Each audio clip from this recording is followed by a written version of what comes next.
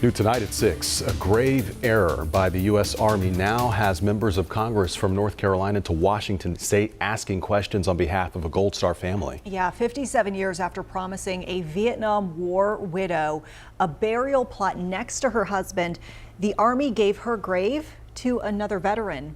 WCNC Charlotte's Nate Morabito is seeking solutions tonight.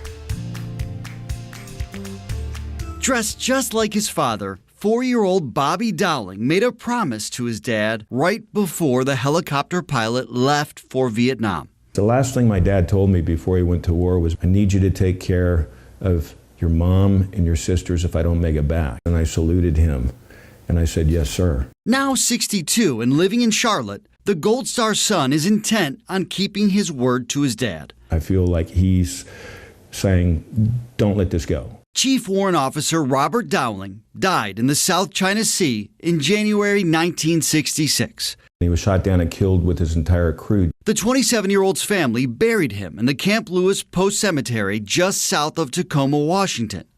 That same month, the cemetery mailed his young widow this letter, a record of her reservation of the adjoining burial plot. I just knew that I would be there sometime.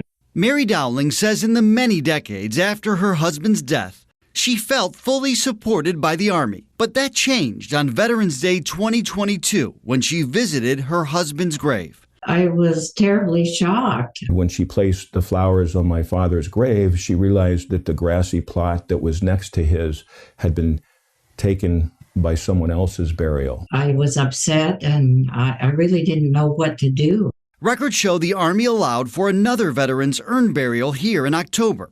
Especially shocking for Dowling since up until recently, a map on the cemetery's own website showed the two burial plots mentioned in her 1966 letter, both marked with the name Dowling in a nearly full cemetery. It just makes me feel alone and kind of insecure. Years ago, the Army allowed qualified spouses to reserve graves in writing long before their deaths. Today, eligibility is determined upon death. I think this is actually killing her. Bobby Dowling says the paper trail is clear in his 84-year-old mom's case. The Army, though, maintains its internal review of records found no official record of an approved reservation, which rendered the grave available, telling us the original letter is an unsigned request for burial that cautions the temporary nature of the cemetery. In a statement, the Army told us it does not doubt the widow's claims and has compassion for her and her family during this difficult time, apologizing for any distress caused and saying, "We sincerely regret any error which resulted in an expectation of a separate grave being reserved for Mrs. Dowling." The Army added, "We are committed to ensuring the internment of Mrs. Dowling in the same grave with her husband at her time of need, just similar to Gold Star spouses at all national cemeteries, and will continue to communicate directly with her to come to a resolution."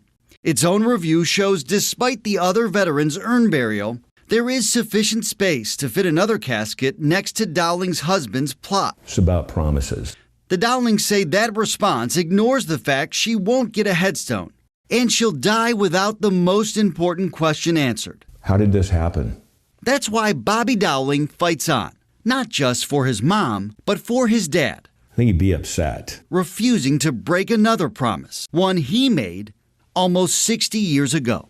The families enlisted the help of a congresswoman and 2 U.S. senators, including Senator Ted Budd here in North Carolina, to help with their quest for answers. Senator Budd's office told us they will, quote, do everything we can to help in this matter.